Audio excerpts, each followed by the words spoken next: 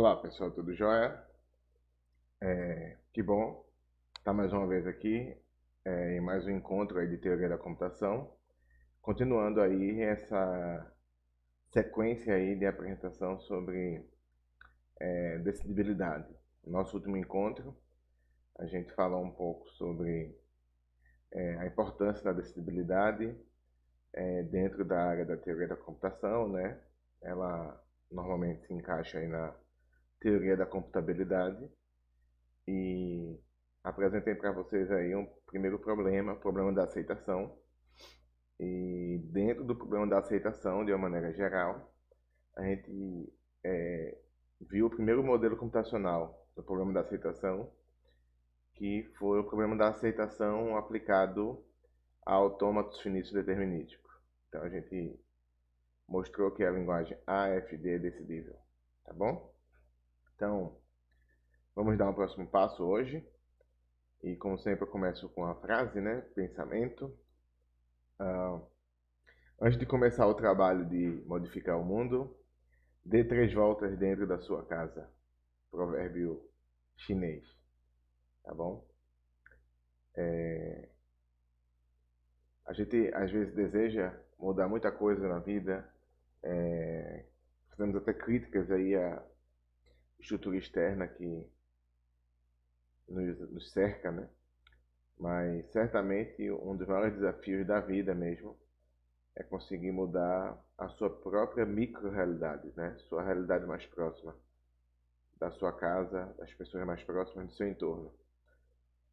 Se você consegue dar 3 voltas dentro da sua casa, né, e perceber o quanto precisa mudar internamente, isso certamente também terá impacto, né, na estrutura macro que você deseja mudar. Tá? Uma coisa não invalida a outra, mas certamente essa mudança nas micro-realidades ocupa um espaço muito importante. Fica aí a dica aí, tá joia? Beleza. Então vamos voltar aqui aos nossos problemas aí de aceitação, tá bom? Então, algo que eu falei aí, né, no encontro passado, foi sobre o problema da aceitação para um dado modelo computacional qualquer, tá bom? E aí vimos o problema da aceitação para os AFDs, tá? Mas mostramos que é decidível e eu gastei um tempo considerável, né, apresentando alguns detalhes, porque era o primeiro problema de aceitação que vocês estavam cientes, tá? E vamos continuar, né, no encontro de hoje apresentando esses outros problemas de aceitação. Esse outro problema de aceitação que a gente tem aqui é um problema de aceitação para FN, tá? Então tudo bem, tá? O problema de aceitação para FD, a gente conseguiu convertê-lo em uma linguagem e essa linguagem é decidível. Então conseguimos construir uma máquina de Turing decisora, né? Uma máquina de Turing que decide a linguagem AFD, tá? Agora a pergunta é o seguinte, é um pouquinho diferente, né? Então, dado uma FN e uma cadeia de entrada, identifique se esse AFN aceita a cadeia, tá? Então o problema é um pouquinho distinto, né? Então ele não é mais a linguagem, né, correspondente a esse problema, não é mais AAFD, é um AAFN, tá bom? Eu tenho uma codificação aqui agora em cima de um outro par, né? Que a distinção só da codificação anterior é que a gente tem aqui uma FN, nesse caso agora. Antes era uma FD. Então a codificação de B é a codificação de uma FN. E aqui eu tenho uma cadeia, que essa cadeia, se for aceita, né, pelo FNB, então esse par B ômega é membro de AFN. Se não, esse par B ômega não é membro de AFN, tá bom? E aí a gente pode estruturar, né, esse problema como um problema de decisão. Um problema que, dado a entrada, ômega, né, e essa entrada é a entrada de uma máquina maior, eu quero saber se eu posso construir uma máquina que decida se esse tipo de cadeia aí pertence ou não à AFN.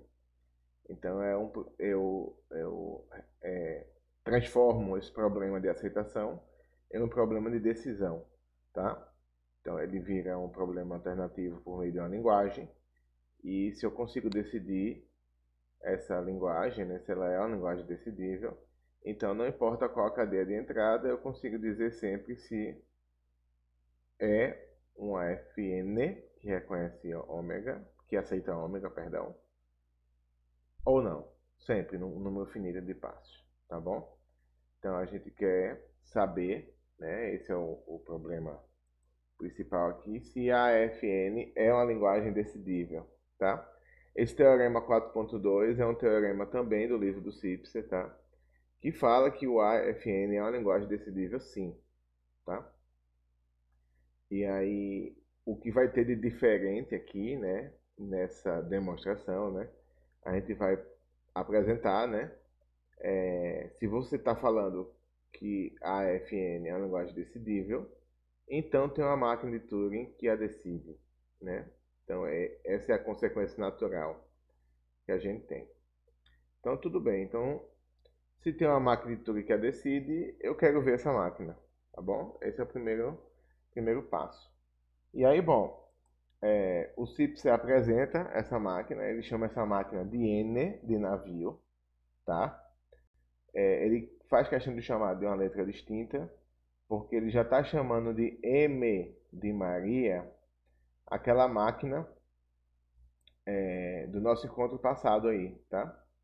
A máquina que decide a AFD, tá? A máquina que decide a AFD. Então, o passo aqui interessante, aqui, curioso, aqui é o seguinte. Ele vai utilizar, tá, a máquina que foi proposta no último teorema, tá? Que foi a nossa aula introdutória de decidibilidade, tá? Ele vai apresentar essa máquina, ele vai utilizar essa máquina como uma subrotina, tá? Da sua outra máquina maior N. Isso é possível, Esdras? Sim, é possível, tá? Lembra que você pode ter uma máquina de Turing multifita. Em algum momento você pode meio que parar a sua execução, se é que eu posso dizer assim, e executar todo o comportamento de outra máquina. Basta você alocar uma fita específica para ela, adotar um comportamento, um determinado grupo de estados fique alocado para aquela máquina. Você faz toda a função de transição que cabe para aquela máquina e volta à sua execução natural de antes. Então, sim, tá? Dá para você simular, sim, essa máquina T, M, tá? Sobre a cadeia C ômega, tá? Bom, só vai ter um ponto importante aqui, é porque se essa máquina aqui, que eu sei, né? Porque M é uma máquina que decidiu, né? A AFD, né? Na aula passada. Então, se essa máquina M aqui decide a AFD, então eu garanto que não importa qual é a cadeia de entrada que eu mando para ela. Ela sempre, no final, a execução vai acabar, né? Sempre a execução será finita, né? E aí eu garanto que esse passo 2 um dia vai acabar e depois eu vou conseguir passar para o passo 3. Tá bom? Isso só é possível porque M é um decisor. M decide a AFD. Tá bom? Mas tudo bem, vamos lá para a descrição geral aqui dessa máquina, para a gente poder entender qual é a proposta. Tá? Então é posto aqui que sobre a entrada, né? B ômega, né? B é FN, ômega é uma cadeia. O que é feito? Primeiro passo, tá? Primeiro passo, veja que interessante, ele converte uma FNB para um FD equivalente C, usando o procedimento para essa conversão dado no teorema 1.39, tá? Esse teorema 1.39 é um teorema do livro do Sipser, tá? Capítulo 1, tá? E é um teorema que mostra, né? E esse teorema você pode encontrar em outros livros de teoria da computação, não apenas no livro do Simpson, né? O livro do Simpson que eu me refiro é o livro de Introdução à Teoria da Computação, Michael Simpson, tá? Me refiro sempre à segunda edição, embora tenha outras edições aí. Outra segunda edição, acho que é a norte-americana, se eu não me engano, tá? Ah, mas tem outros livros de teoria da computação, como o Papa Dimitro, o Hopcroft, tá? Que também vai trabalhar com essa demonstração, tá bom? Então não é algo exclusivo aí do Simpson, não, tá joia?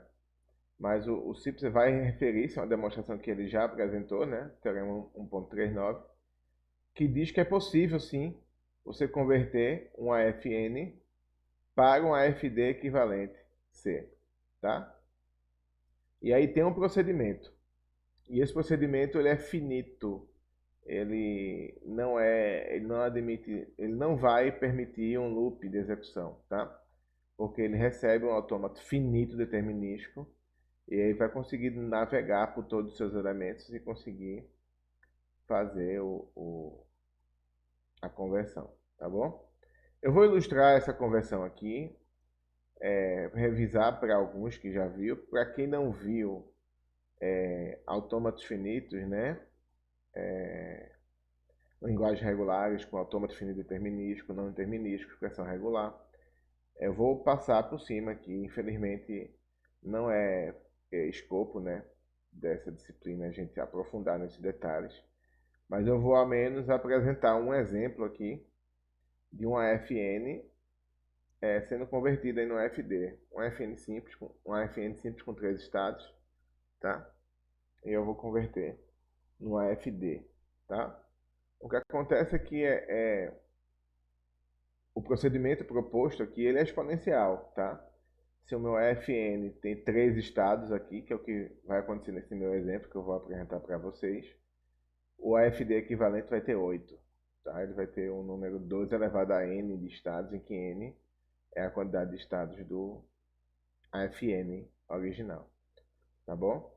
Então, bom, admita por um momento, eu vou mostrar aqui para vocês, assim, vou dar um exemplo, né, desse procedimento de conversão. Os detalhes não devem ser descritos aqui na disciplina, tá? Mas eu vou dar essa ilustração para vocês sentirem um gostinho ou revisarem na cabeça algumas ideias. Tá? Admita que esse passo aqui é um passo possível, é um passo factível de ser feito em tempo finito por uma máquina de Turing tranquilamente, tá bom? Dá para fazer essa conversão aqui, tá bom? Uma vez fazendo essa conversão, você consegue ter, ao invés de ter uma FN, você agora tem em mãos um AFD. Você tinha um AFN B como entrada, agora você tem um AFD C como entrada, tá bom? Ou C como entrada, não, C como opção agora, né? E ele é equivalente ao AFN B. E o que é dizer que é equivalente? É dizer que a mesma linguagem reconhecida por C, a linguagem de C é igual à linguagem de B, tá? Então a linguagem reconhecida por C é a mesma linguagem reconhecida por B, tá bom? E aí eu vou reutilizar as minhas demonstrações, vou lançar mão da máquina de Turing M que decide a AFD e não mando mais para ele um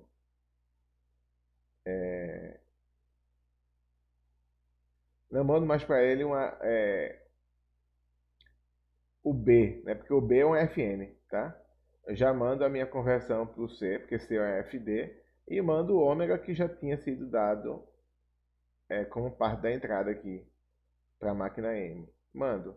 Se, como a linguagem de C é igual à linguagem de B, se ômega é aceita por C, ômega também vai ser aceita por B de bola.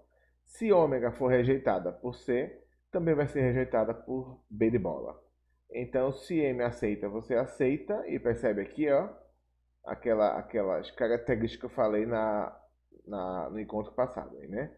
Se M aceita, esse aceita aqui, ó, é da máquina M de Maria, não de N de navio.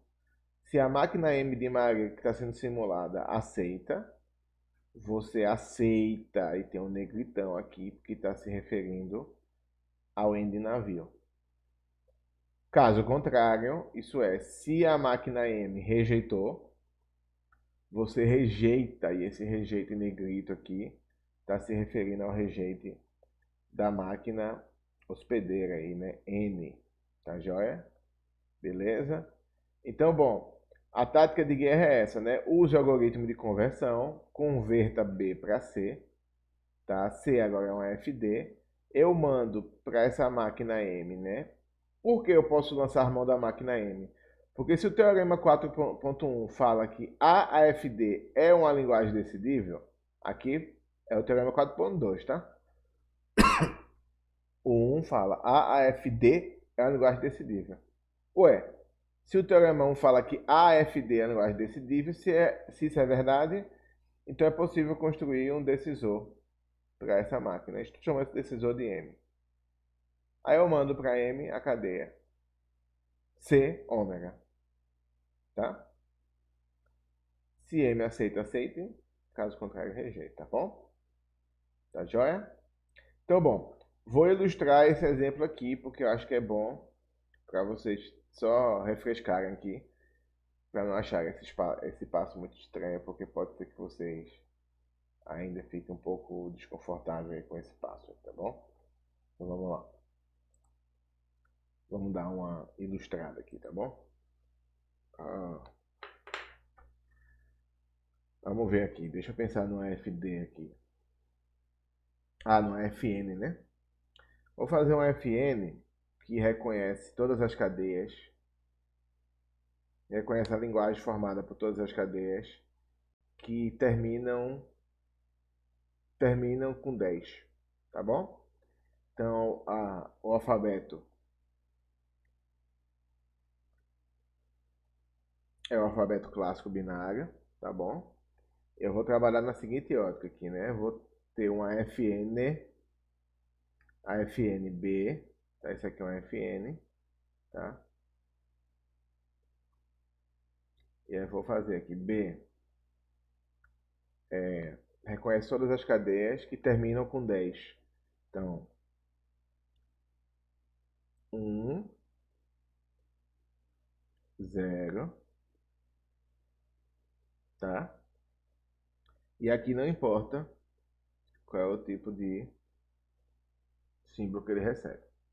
Eu só quero garantir que no fim vai ser 10, tá? Porque isso aqui é um FN? Bom, na realidade, se eu olho para um diagrama e eu quero saber se ele representa um FD ou um FN, nesse caso aqui, certamente um FN, porque um FD não iria permitir, por exemplo, ele fazer a leitura ao mesmo tempo para esse estado e para esse estado aqui, tá? Um FN vai permitir, tá bom? E, por exemplo, o FD, ele exige que você mapeie, até no diagrama de estados, tá? Todos os símbolos do alfabeto, tá? Então eu tenho 0 e 1 aqui, ó. Eu teria que dar destino aqui se fosse FD, também nesses outros estados, e não é dado, tá? No FN você admite que quando isso acontece, ele está mapeando para o vazio, porque na verdade ele mapeia para um conjunto de estados e não para um estado, tá bom? Então tá aqui, isso aqui é o FNB, tá? E aí, bom, eu quero na realidade pegar esse FNB, esse é um exemplo, tá? Do que eu estou propondo ali naquela demonstração do teorema 4.2, tá? Aquele passo 1, o que é feito é isso. Se caso ele recebesse isso aqui, o que é que ele iria fazer, tá? Então, eu vou ter que rotular isso aqui. Isso vai facilitar a minha vida. Eu vou chamar isso aqui de Azinho, Bzinho, Czinho, tá? O estado A, B e C, tá bom?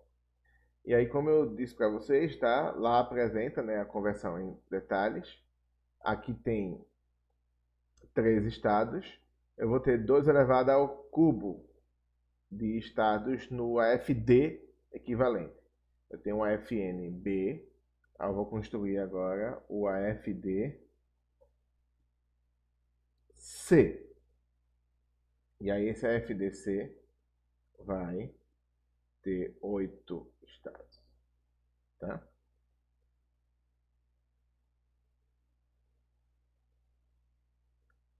E aí esses estados vão representar todos os possíveis subconjuntos dos estados de B, tá? Então ele vai representar aqui o vazio, que é o subconjunto de todos os conjuntos, tá? Ele vai representar o conjunto unitário, que tem apenas o estado A, um conjunto unitário que tem apenas o estado B, um conjunto unitário que tem apenas o estado C. Você vai ter o conjunto, os três conjuntos, né? Com dois elementos, vai ser AB,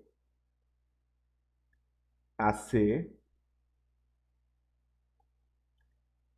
BC e o próprio conjunto de estados de B, tá? Eu vou chamar aqui de QB, tá? Q, conjunto de estados de B. B é o meu AFN, tá bom? Joia? E aí vamos fazer as funções de transição, né?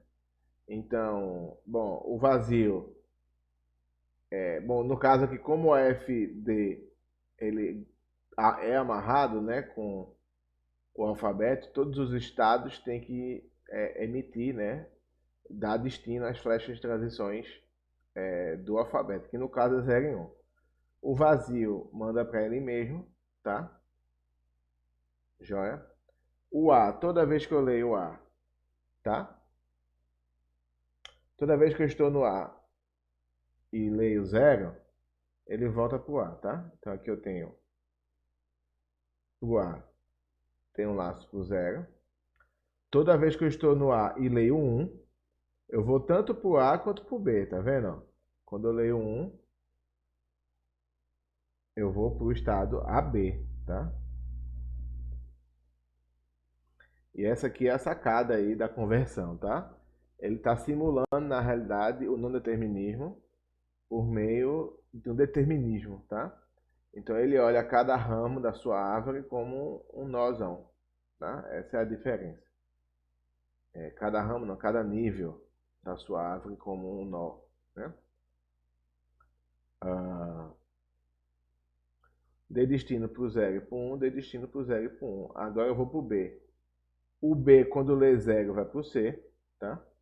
Então, B, quando lê 0, vai para o C. E o B, quando lê 1, aqui não está representado. Significa que ele está indo sim, é uma função. Como toda função tem que dar destino, tá? Para onde é que ele vai? Ele vem para cá. Eu vou fazer uma pontezinha aqui. Ele vem para cá, tá? Tá joia? Ele, quando lê o 1, ele está vindo para o vazio, tá bom? O vazio é o estado de fuga, né? Aquele estado que sempre rejeita as coisas, tá bom? O C. Bom, o C não importa, né? O C não importa para onde ele está mandando. Não importa o símbolo, ele manda para o vazio também, tá? Então vou fazer o seguinte, vou tentar mandar para cá também aqui. Vai ficar meio feio esse AF. Tem como reorganizar melhor esse diagrama. Mas ó, o 0 vem para cá. Aí vem agora o negócio, né? Eu estou em dois estados ao mesmo tempo. Estou no A e no B, tá? Quando o A lê 0, ele volta pro A, beleza? Joia? E quando o B lê 0, o B lê 0 vai pro C. Então, quando o AB lê 0, o AB vai pro AC, tá?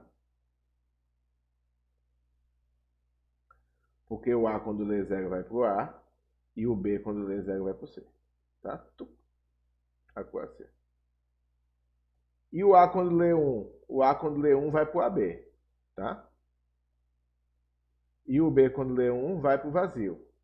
Vazio, união com AB, dá AB. Então aqui é um laço aqui, quando lê 1, tá bom? AC. Bom, AC, o A quando lê 0 vai para o 0, e o C quando lê 0 vai para o vazio. Ou o A quando lê 0 vai para o próprio A, e o C quando lê 0 vai para o vazio. Esse conjunto união com vazio, esse conjunto. Então aqui, ó, quando lê o 0, vai ficar muito estranho. Tá? Aqui vai ser quando lê 0, tá bom? Tá joia? Bom, e quando lê 1? O A quando lê 1 vai para AB, tá? E o C quando lê 1 vai para o vazio. Então aqui nesse caso, o AC vai para o 1, ou vai para o AB. BC. Quando o B lê 0 vai para o C, e quando o C lê 0 vai para o vazio. Então eu vou para o C. Então aqui é o que acontece quando eu leio 0, tá? Quando o B lê 1, vai para o vazio. Quando o C lê 1, também vai para o vazio. Então aqui, eu vou ter que fazer aqui, ó, para ficar menos feio, mas não menos esquisito, tá?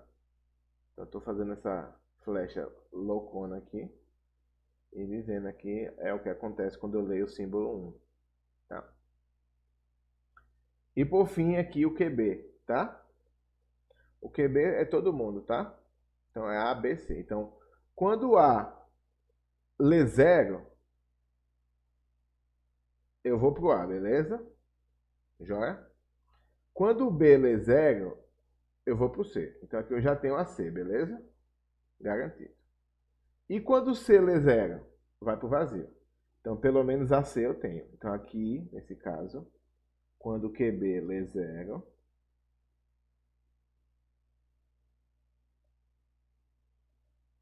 leu 0, você garante pelo menos um AC, tá? E quando o QB lê 1, aí admitindo todo mundo lê 1, né? A leu 1, foi pro AB. Então você já garante o AB aqui no meio da jogada, tá? O B leu 1 vai pro vazio, vazio nem qualquer coisa, qualquer coisa, então fica no AB. O C quando lê 1 também vai pro vazio, então fica no AB aqui. Então na realidade eu venho para cá, tá? Também vai ser algo muito estranho, porque eu vou ter que passar por aqui, fazer a minha pontezinha e mandar essa flechinha para cá. E esse aqui é quando esse jovenzinho lê 1, tá? Bagunça, né? Ficou um negócio muito louco, né? Essas são as flash transições, tá? Eu vou fazer uma consideração geral depois, no fim, tá? Mas vamos encerrar o algoritmo, tá? Então eu resolvi a função de transição. Eu não resolvi ainda, né? E esse aqui está errado. Esse aqui eu não resolvi, tá? O estado inicial. O estado inicial quem é aqui, ó? O estado inicial é A, beleza? Então o estado inicial está aqui, ó. Tá? Esse é o estado inicial, tá? Aqui é o estado inicial. A, tá? Começa aqui, tá bom? E aí, C. C é o único estado final. Então todos os estados que contêm C é um estado final, porque se eu estou naquele nível e o C está lá, então eu tenho que aceitar. Então, vamos marcar aqui de maneira melhor, né? Então, aqui tem C, tá? Então, esse aqui é um estado final, tá? O AC. BC, esse aqui é um estado final, tá? O próprio Q, estado Q, porque tem C também. Aqui também tem C, né? Pronto, nenhum outro mais tem C, tá? Tá joia? Todos esses têm C, tá bom? O algoritmo ele é automático, né? O procedimento, né, de conversão ele é automático. Eu gero aqui, ó, 8 estados, né? Mas, por exemplo, tem estados aqui que eu não precisava gerar, tá bom? Então, por exemplo, esse estado aqui, ó, o estado QB, por exemplo. Por que eu não precisaria gerar aqui? Porque o QB, ele só manda flechas, ele não recebe flecha de ninguém, tá? Então, esse QB, ele é inalcançável, a bem da verdade, entendeu? Nunca vai chegar uma flecha nele, porque não tá chegando flecha aqui, ó. Então, esse estado aqui, a bem da verdade, é irrelevante, ele pode ir pro lixo, tá? Beleza? Ele não recebe flecha de ninguém, tá? Ao contrário de, bom, ao contrário de todos os outros, né? Por exemplo, o B também não recebe flecha de ninguém. O B podia ir embora. O BC também, entende? Dá pra gente reduzir esse AFD. Mas esse AFD é um AFD válido, tá? E a linguagem reconhecida por esse AFD é equivalente à linguagem desse AFN aqui. E como o AFN é autômato finito não determinístico, eu tenho um número finito de estados, tá? Então eu garanto, pode demorar muito, porque, por exemplo, com 3 estados eu vou gerar 8, né? Porque é 2 ao cubo, né? Eu tenho 3 aqui, 2 ao cubo, aqui vai dar 8, né? E aí porque é a quantidade de subconjuntos que você vai ter a partir do conjunto de estados do FN original, tá? Qual é o problema que você pode ver aqui? Ah, professor, se eu tiver 100 estados aqui no FN B, eu vou ter 12 elevado a 100 estados aqui no C? Vai. Professor, vai demorar muito para acabar, vai demorar mais que a idade da Terra. Vai, tá? Mas é possível, tá? É, é estranha essa discussão do computável aqui, tá? O computável aqui é que, assim, é computável. Não estou falando questão do tempo. O tempo é depois. É a discussão a posteriori. Primeiro você diz, é computável, dá para fazer. Vai levar 5 vezes a idade da Terra, mas dá para fazer. Beleza? Depois que você fala que dá para fazer, a gente pergunta sobre complexidade. E principalmente, né, é muito normal que a discussão de complexidade se dê depois que você diga que o problema é decidível. Aí você, tudo bem, então a computação vai encerrar. Mas qual é o tempo? No pior caso, qual é? Tá? Beleza?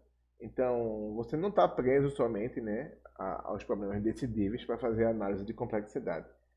Mas os problemas decidíveis costumam ter essa análise, né? E um dos traços importantes dos problemas decidíveis é que a gente sabe que tem uma máquina decisora. Então, qualquer entrada, a computação vai parar em algum momento. Esse algum momento aí, o tamanho do tempo de execução para uma dada entrada, é algo que tem que ser visto à parte. Tá? Mas eu concordo que isso aqui é exponencial. Essa conversão é exponencial, uma conversão muito cara. E dependendo da sua entrada aqui, né? Aqui eu tenho 3, foi para 8, né? Mas se tu tem 100 aqui, sim, meu amiguinho, 12 elevado a 100 é coisa, hein, cara? 12 elevado a 100 é um negócio aí que é um dígito aí com pelo menos 10 dígitos aí, né? Um número com pelo menos com 10 dígitos aí, tá? Não é um número pequeno não, tá? É um número com 10 dígitos, ao menos, né? 10 dígitos, é muito, tá? É algo a pensar aí, certamente, tá? Ah, beleza?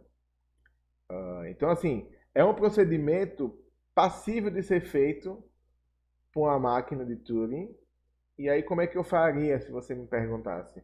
Ah, eu botava algumas fitas a mais, né? Eu gosto de máquina multifita, que ajuda a organizar a memória, né? Eu colocava algumas fitas a mais e começava a fazer essa expansão, né, do conjunto de estados, né? Fazia, né, e tem que fazer um algoritmozinho que vai gerar, a partir do conjunto de estados de B, que já é informado pela entrada, tá?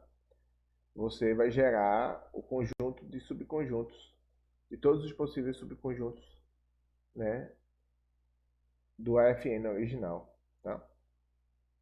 Então isso vai dar, esse processo, você vai ter que fazer essa função de transição, construir essa função de transição passo a passo. Também a função de transição é finita, né, porque se eu tenho uma quantidade finita de estados, para cada estado eu tenho a quantidade de flechas saindo de cada estado também é finita, porque o meu alfabeto é finito. Então eu garanto que em algum momento isso vai acabar, isso vai encerrar, tá? É trabalhoso, né? Você vai ter que estruturar isso de uma maneira mais suadinha, né? Mas vai dar para fazer, dá para algoritmizar isso na máquina de Turing, sim. Dá trampo de fazer, não é algo simples não, mas dá para fazer. Eu só ilustrei aqui o processo para vocês entenderem que esse passo 1 aqui, que é posto aqui com converta o FNB para o FDC equivalente, é factível, tá? É possível. E é óbvio que dependendo do diálogo que você esteja tendo, né, com o seu interlocutor, né, você está demonstrando isso para alguém, está escrevendo um artigo, né, o professor está pedindo alguma coisa, tudo. Dependendo do diálogo, se você quiser ou não estiver convencido de que isso aqui, na realidade, é suficiente, você vai ter que ir baixando os níveis, né? Tá joia? Vai baixando esses níveis, vai para o nível de implementação, né? No último caso, chega até no nível formal, mas você pode recorrer aos níveis mais baixos para conseguir apresentar a viabilidade desse passo. Porque esse passo é viável, é legítimo dizer que a máquina de Turing pode fazer isso. Tá bom? Então tá aí. O AFN é uma linguagem decidível, tá joia? É decidível porque eu consegui construir N, uma máquina de Turing que decide a linguagem AFN, tá joia? E aí, lembrando aqui, né, vou voltar para o papel de novo aqui para vocês, tá? Lembrando aqui que de agora em diante a gente vai usar muito isso, não é pouco, a gente vai usar muito. Então, o que eu quero que vocês também compreendam é isso, né? Vocês receber, né? A cadeia de entrada aqui era uma codificação, né? De B ômega, tá? Essa era a entrada, tá joia? E aí eu lanço mão, isso aqui é a máquina N de navio, tá? Eu lanço mão de uma máquina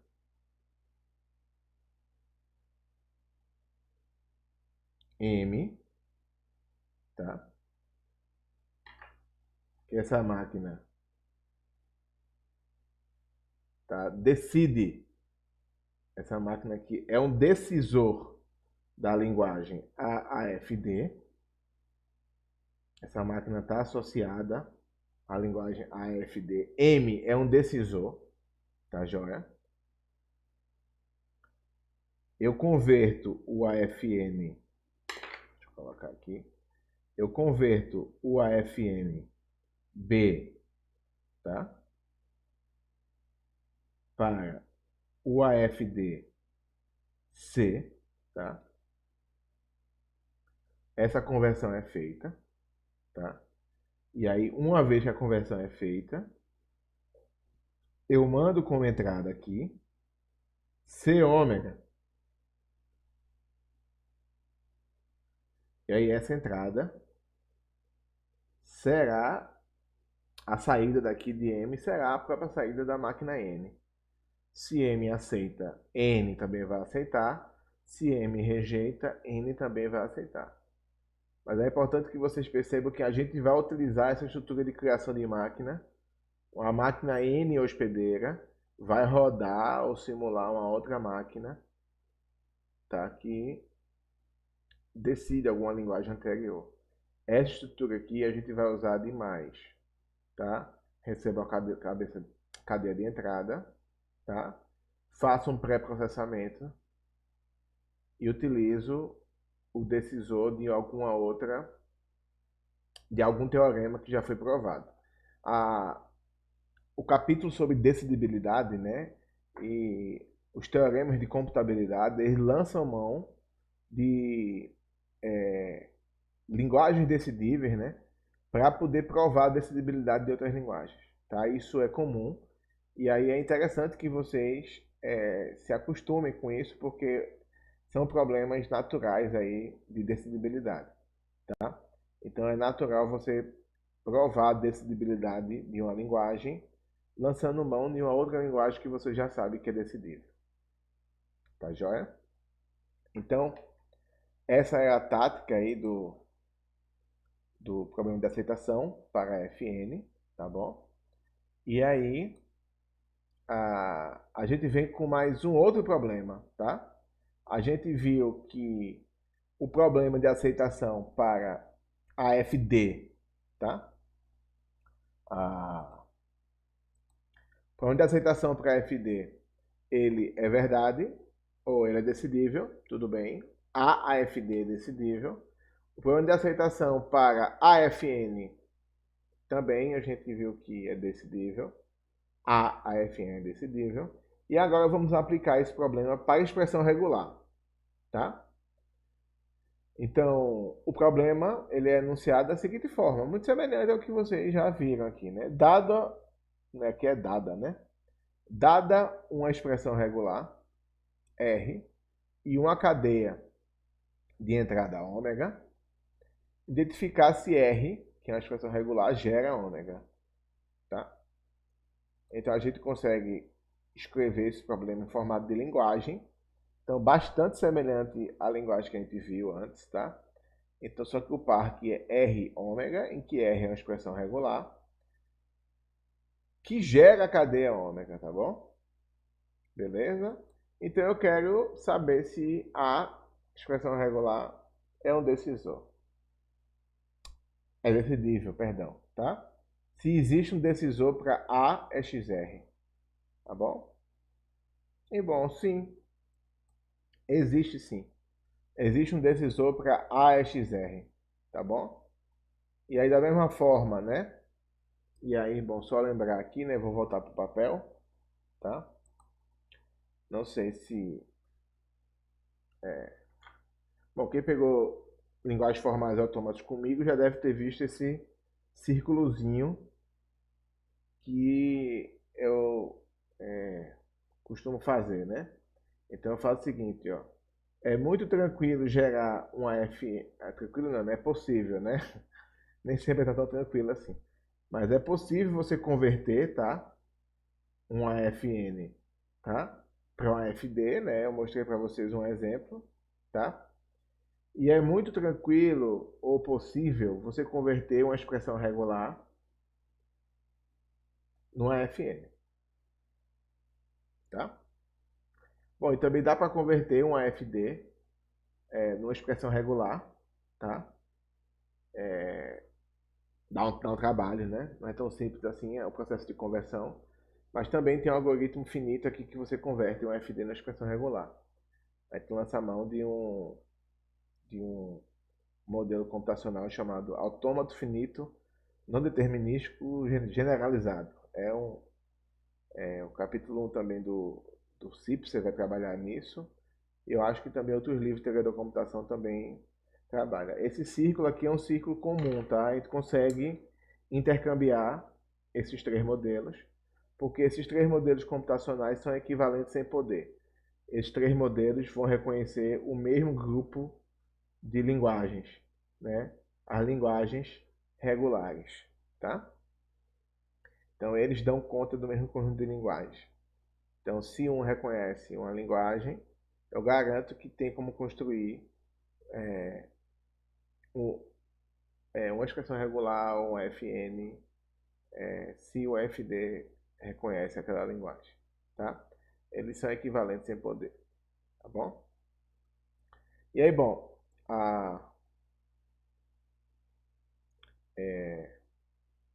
no caso da expressão regular, deixa eu ver aqui, tá? Eu acho que o problema aqui, a demonstração, ele vai chamar a máquina N de navio. Vai chamar a máquina N de navio, ótimo. Esse era um dos caminhos que eu estava pensando. Então vamos lá. a partir desse caminho, eu vou apresentar para vocês um exemplo que eu acho que é interessante, de que assim, dada uma expressão regular, vou colocar aqui uma expressão regular aqui. Então vamos supor que a expressão regular seja A estrela B C estrela, tá? Essa é uma expressão regular. Também, né, para quem não viu expressão regular, o capítulo 1 do CIP você trabalha e outros livros de teoria da computação também. Então, né, e é outra forma de você representar linguagens regulares, tá? Então a expressão regular é uma expressão que gera uma linguagem, ao contrário dos dois outros modelos computacionais que reconhecem a linguagem, tá? Então a expressão regular gera uma linguagem como um todo e é uma cadeia gerada ou não, né, por uma dada expressão regular. Então a gente pode converter essa linguagem aqui em uma FN, tá? Então eu vou chamar a expressão regular R, tá? Então deixa eu corrigir aqui. R é igual, tá? R é igual a esse aqui, tá? Essa é a expressão regular.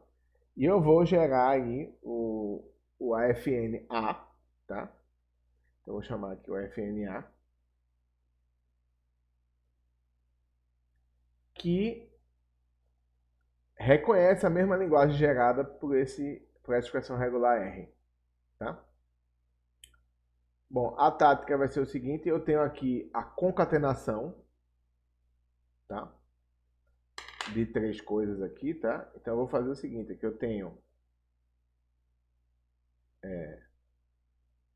Bom, primeiro eu deveria fazer por partes, eu vou fazer por partes que eu acho que é melhor, tá? Vou fazer primeiro a estrela, tá? Então a estrela vai ser o seguinte,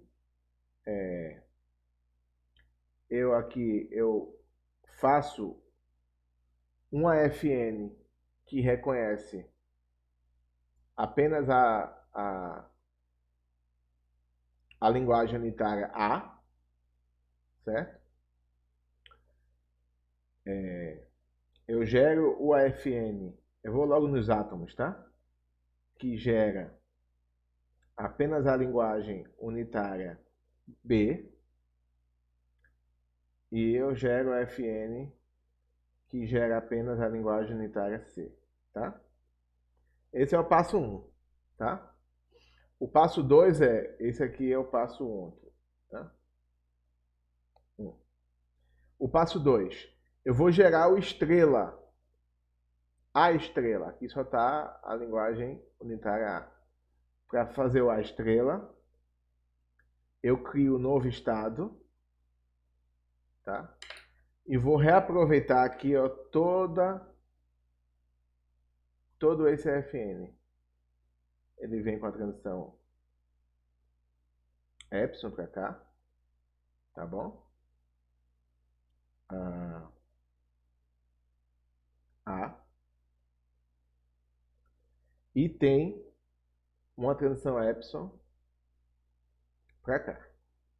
Epsilon. Isso aqui representa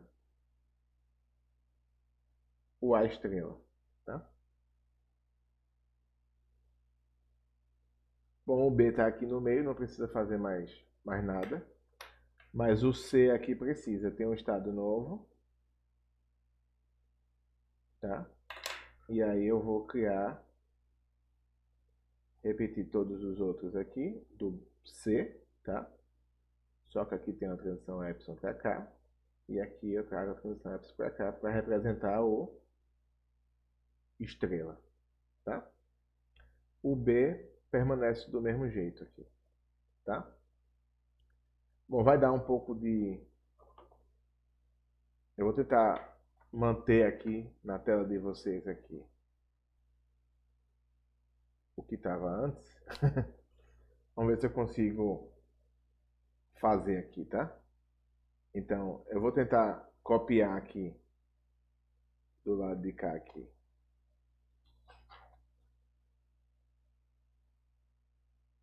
Agora eu vou fazer a concatenação de todos os três, tá? Então eu Eu vou começar aqui com o A, tá? Então eu começo com tudo que tinha no A estrela.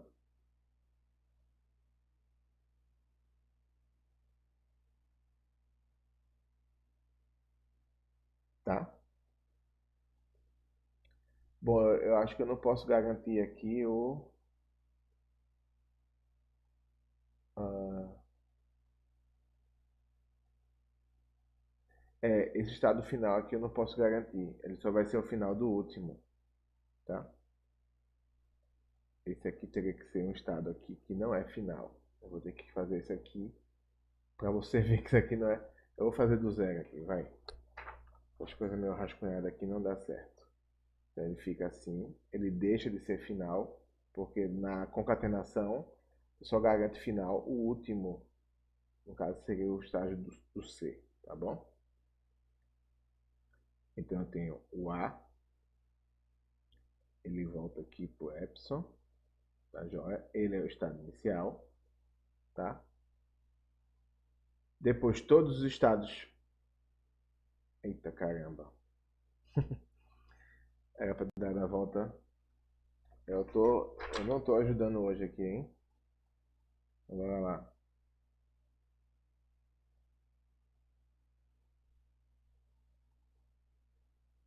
A, epsilon, epsilon. E aí todos os antigos estados finais, tá? Tá aqui. Todos os antigos estados finais de A, eles deixam de ser finais e eles vão apontar uma transição epsilon para a próxima maquininha, que no caso aqui eu tenho A estrela concatenado com B. O B está aqui embaixo. Então eu venho aqui embaixo, vou colocar o estado inicial de B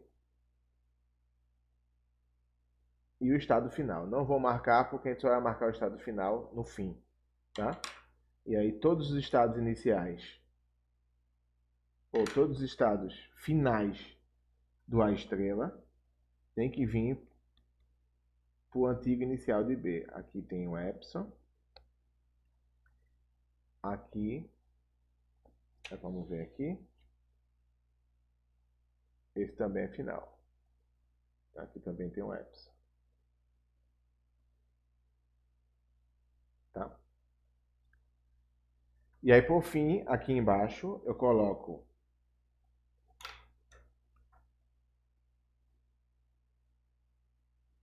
o meu C estrela, tá? Então eu tenho C. Ai, Jesus. Eu tenho C, tá? E eu tenho aqui epsilon, tá? Com essa transição epsilon para cá.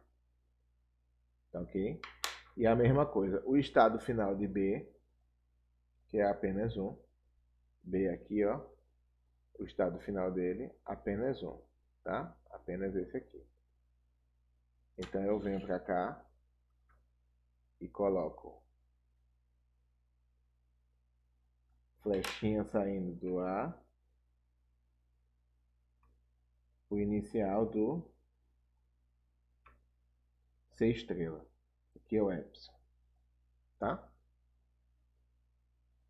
E aí sim, como eu estou fazendo a concatenação, os estados finais de C serão os finais de toda essa concatenação que eu estou fazendo, colocar aqui, da linguagem A estrela, B, C estrela. Tá? Então aqui vai ter, quem são os finais aqui que estava antes? Era esse aqui, vou marcar com o verdinho, para dizer que é esse sim, eu garanto que é final, e o final do C aqui também é final, tá? Olha que coisa, né? Então a linguagem A estrela, B, C estrela, tá? Se eu for utilizar o algoritmo clássico de conversão aí, para a gente gerar, né, o seu AFN correlato. Esse aqui seria o AFNA, né? AFNA. E aqui a expressão regular R, tá? Então o resultado final seria esse AFN aqui. Também não é o AFN mais enxuto, né? A gente pode omitir alguns estados aqui e fazer com menos estados, tá bom? Mas é o AFN gerado automaticamente a partir da expressão regular R. Funciona para todos os casos, tá bom? Então, é possível você, em tempo finito, gerar a partir dos átomos, né, que ele vai gerando a partir A, B, C, depois faz o estrela, depois faz a concatenação entre os três. Demora, tá? Mas é passível de ser feito, tá bom? Então, vamos voltar aqui para a tela, tá joia? Aí a gente tem aqui novamente aquela mesma estrutura, tá? Ele está criando aqui uma máquina, ele prefere usar outras letras para descrever a máquina, tá bom? Então ele criou a M de Maria, a N de navio, agora está criando a P de pato, tá? A máquina P de pato. Então sobre a entrada R ômega, né? R é uma expressão regular e ômega é uma cadeia. Então ele converte a expressão regular para um AFN equivalente a, tá bom? Mostrei para vocês um exemplo de conversão. É trabalhoso, tudo, mas é um processo finito.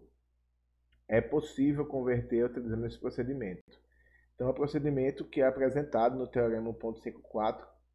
Nesse caso específico aqui, o capítulo 1 do livro do Sipser, mas outros livros vocês devem ver, e é natural que vocês vejam também essas demonstrações, porque em autômato, né, é muito comum que se apresente, né, essas demonstrações também, tá bom? Então, bom, não é o foco da disciplina aqui apresentar essas demonstrações em detalhes, tá? Mas dei esse exemplo aí para vocês perceberem ao menos a ilustração de como seria esse procedimento de conversão, tá bom? E aí aquela mesma tática, né? Então veja o seguinte, se eu consigo converter uma expressão regular R para uma FN A, eu acabei de mostrar para vocês, né, em slides anteriores aqui, tá? Que ó, a AFN é decidível. Bom, se a AFN é decidível, bom, então eu posso construir o decisor N que a decide, tá joia? A ideia é essa. Então, está sendo aqui, ó, rode a máquina de Turing N do Teorema 4.2. Se o Teorema 4.2 fala que ele é decidível, então essa máquina N é uma máquina que decide a AFN. Se eu crio um AFN equivalente a, então eu reduzo o meu problema do R ômega, né, do AXR, para o problema do AFN. Reduzir aqui significa eu mapeio todas as soluções de um problema para o outro. Eu consigo, na realidade, traduzir errado. Deixa eu ver a palavra aqui. Eu consigo associar todas as entradas de um problema com o outro e todas as cadeias que são aceitas de um com o outro e todas as cadeias que são rejeitadas de um com o outro. Então eu faço uma redução de um problema ao outro. Eu consigo fazer associações diretas, até com entradas aceitas e entradas rejeitadas. O que é muito bom, que facilita o nosso processo. Tá bom? Então eu mando agora o A, que é um FN, não mando o R. Eu faço esse pré-processamento, chamo a máquina do Teorema 2 e mando a cadeia agora codificada de uma maneira distinta. Não R ômega, mas agora A ômega. Tá? Se N aceita, e N é o AFN que eu estou simulando, né? Se N aceita, ou N é o decisor de A a FN, né? Se N aceita, então, na realidade, ômega é uma cadeia aceita por A. então você aceita.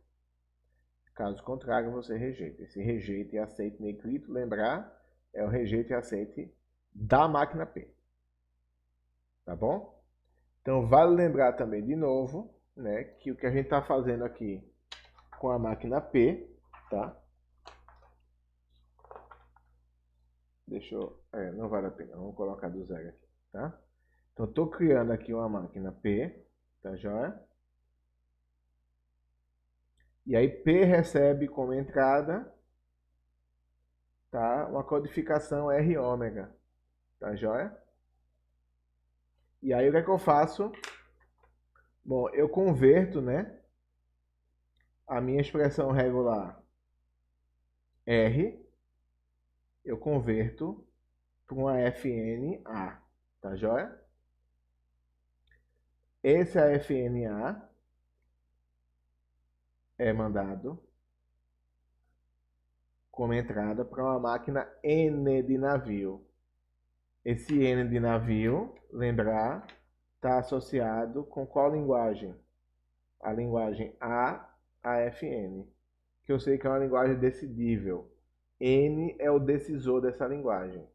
Então ele vai receber aqui o par A ômega. E a decisão aqui é que se N aceita, P aceita. Se N rejeita, P rejeita. Tá joia? Então esse é o espírito. Tem um pré-processamento aqui. Eu lanço mão da máquina N, né, do teorema 4.2, para poder criar essa máquina decisora P do teorema 4.3. Tá joia? Então, a gente agora, né, lançando mão aí, né, de outras máquinas, a gente conseguiu aí fazer duas demonstrações, tá?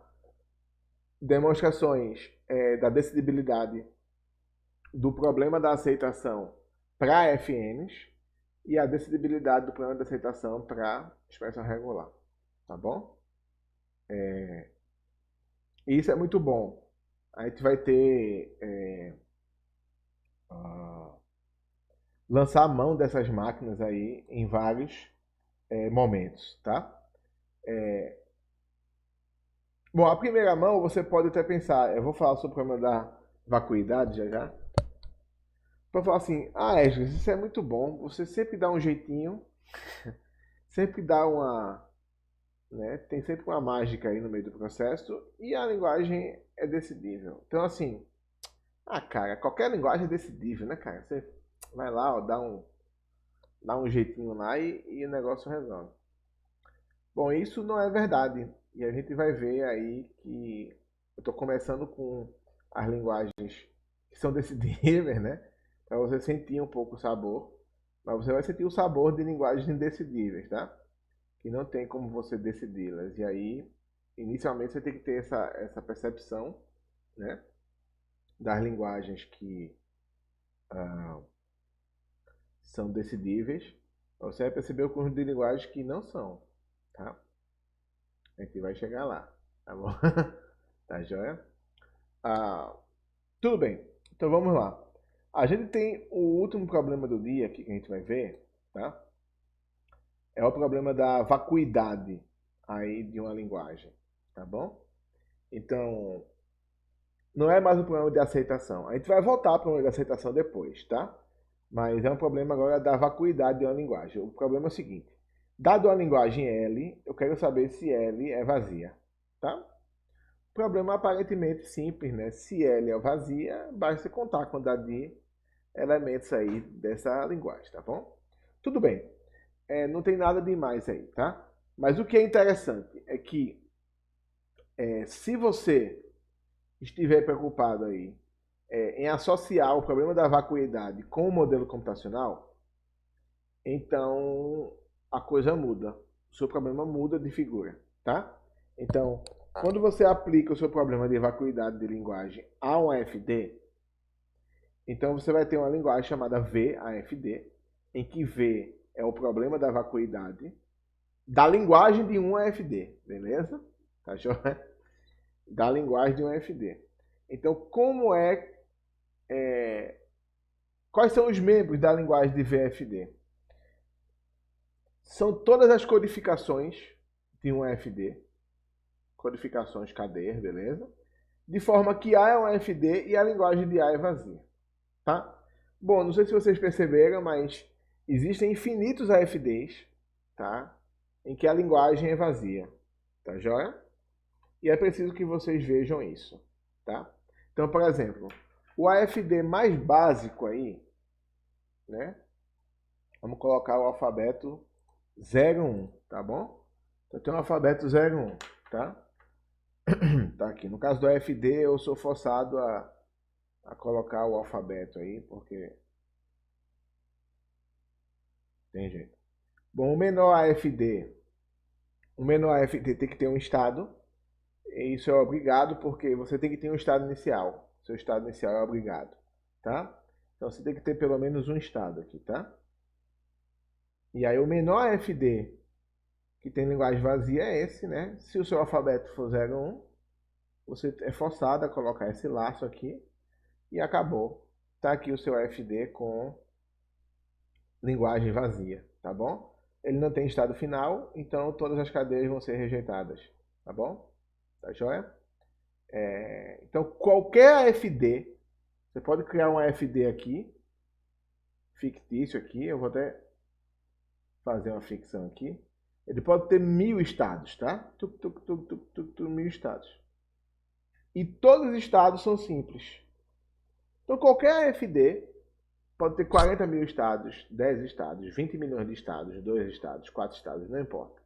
Se todos os estados são simples, então a linguagem desse AFD é vazia. Ponto. Tá?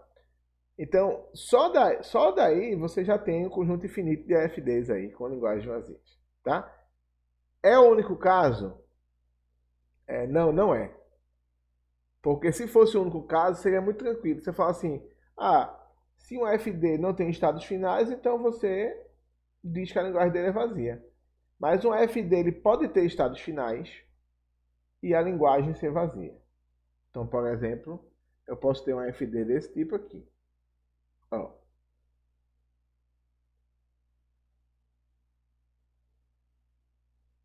Zero, um, 01, 01. E o estado final do jovenzinho tá fora aqui, ó.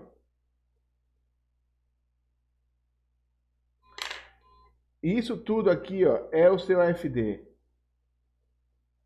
Tá? Mas, ó, onde tem estado final é inalcançável a partir do estado inicial, tá? Eu não consigo alcançar o estado final partindo do estado inicial.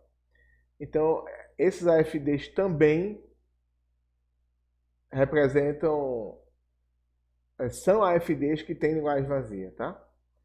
São AFDs que, bom, se você olhar o AFD para o grafo direcionado, tá? Porque ele é um grafo direcionado, é entender que a componente que tem o estado inicial, tá? Não tem o estado final, tá?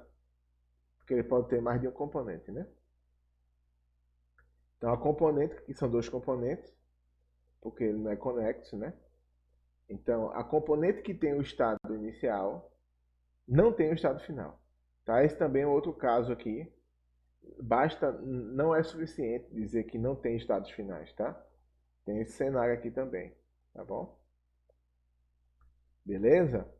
Então você tem pelo menos esse cenário aqui é mais robusto. Você falar assim, eu não consigo alcançar do inicial até o final, vai incluir esse aqui também, né? Tá? Então a tática de guerra é fazer esse percurso aqui, né? Sai do estado inicial, vai fazendo transições e se for alcançável a partir do estado inicial, você marca. Se não for alcançável, se tiver um estado, se todos os estados finais, tá? Forem inalcançáveis, aí você rejeita, você diz que a linguagem é vazia. Todos os estados finais. Se tiver um estado final alcançável, a linguagem já não é vazia. Tá bom? Então, só lembrar aí os casos aí em que a linguagem de um FD é vazia. Tá bom? Então, A é uma FD e a linguagem dele é vazia, tá? Então, eu quero saber se VAFD é decidível, tá? Dado uma cadeia qualquer, que é uma codificação de A é um FD, eu quero saber se A pertence ou não à linguagem, tá? Então é um problema de decisão. E aí, VAFD é uma linguagem decidível. Sim, é uma linguagem decidível. Mais uma para hoje, tá bom? E aí, qual é a tática aqui? É a tática que vai lembrar, né, aquela aula que eu falei sobre terminologias aí de máquina de Turing, que eu apresentei aquele problema decidível aí dos grafos não direcionados, tá? A distinção aqui, esse é muito semelhante àquele, muito, muito semelhante. A distinção aqui é o seguinte, é que ao invés de eu estar querendo verificar a propriedade dele ser conexo, tá? Eu estou querendo verificar aqui a propriedade de sair do estado inicial e chegar em algum estado final, tá? Basta que ele chegue em um. Se ele chegar em um estado final, a linguagem dele já não é vazia, tá? Então, a tática é o seguinte, ao invés de escolher lá, né, naquele problema lá todas as codificações de G, em que G é um grafo não direcionado e conexo, né? O problema que eu apresentei aí em um outro momento para vocês aí. Aqui o problema é diferente, tá? Aqui eu tenho a codificação de um FD, tá? Que também é um grafo, mas é um grafo direcionado, né? Essa é uma diferença forte. E aí eu não quero marcar o primeiro vértice, mas o estado inicial. Vai representar o primeiro vértice aqui, né? Eu marco o estado inicial, repito até que nenhum estado novo venha a ser marcado, tá? Também é bastante semelhante à abordagem utilizada anteriormente. E aí marque qualquer estado que tenha uma transição chegando nele a partir de qualquer estado que já está marcado. Também lembra muito a tática que eu apresentei, né na resolução daquele problema, em que eu estava preocupado com aquelas arestas, né, que tinha uma ponta na região conexa e uma ponta fora, lembra? Muito semelhante. A ideia aqui é que ao invés de ser região conexa ou não, eu estou assim, ó, uma ponta que foi marcada e outra ponta que não foi. Tá? Se dá para alcançar a partir de uma ponta marcada, você marca o destino, tá? Essa é a diferença aqui, tá? Então, a ideia é sair do seu estado inicial aqui, tá joia? Marquei. Opa! Tem a origem marcada e o destino não está marcado. Então, marco o destino. Aqui, ó. Aqui não é, então beleza. Opa! Tem uma origem marcada e o destino, aqui tem uma flechinha, tá? E o destino não marcado. Opa, então... Tenho ainda arestas aí? Não, não tem. Acabou. Saiu do laço. Tem estados... foi marcado algum estado final? Não, não foi. Se não foi marcado nenhum estado final, então a linguagem desse AFD aqui é vazia. Tá? Se marcou pelo menos algum estado final em algum momento, você já retorna que a linguagem não é vazia. Tá? Nesse caso aqui a lógica é oposta, né? Aqui a lógica é oposta. Ele vai aceitar se for se não encontrar estados finais, tá já? Partindo do estado inicial, tá? Então, se nenhum estado final estiver marcado, é porque ele não conseguiu alcançar a partir do estado inicial um final. Então a linguagem é vazia, você aceita, tá? Aceita da máquina T. Caso contrário, se você a partir do estado inicial conseguiu chegar, né, em um estado final, aí você rejeita, tá? Já para provar o VAFD aqui, a gente não lançou mão, né, de nenhuma outra máquina, né? Mas a lógica aí do grafo direcionado, do grafo não direcionado, né, que eu apresentei antes aí, em um outro momento, contribui para você entender aqui essa, essa prova aqui, tá joia? E bom, e você admite melhor, né, que é possível fazer, porque eu apresentei em mais detalhes lá, até na possibilidade de uma construção de uma máquina multifita, né, para aquela descrição de alto nível, né? Essa descrição de alto nível aqui, você deve, eu acho, né, estar aceitando-a melhor se você aceitou bem a descrição que eu apresentei na numa das aulas passadas, não na aula passada, né? Joia. Pessoal, é isso. Esse é o nosso encontro de hoje, tá? Espero que é, vocês tenham percebido, né, esse poder de você reutilizar, né, demonstrações outras, né? Que a gente já sabe que aquela linguagem é decidível. Então, se é decidível, é possível sim ter um decisor para aquela máquina. Então, eu vou reaproveitar esse decisor como uma subrotina da minha outra máquina, tá? Da criação de outra máquina. Então, isso vai ser útil para vocês criarem as suas demonstrações e reutilizar, né, como lema, né, como parte da sua máquina, outras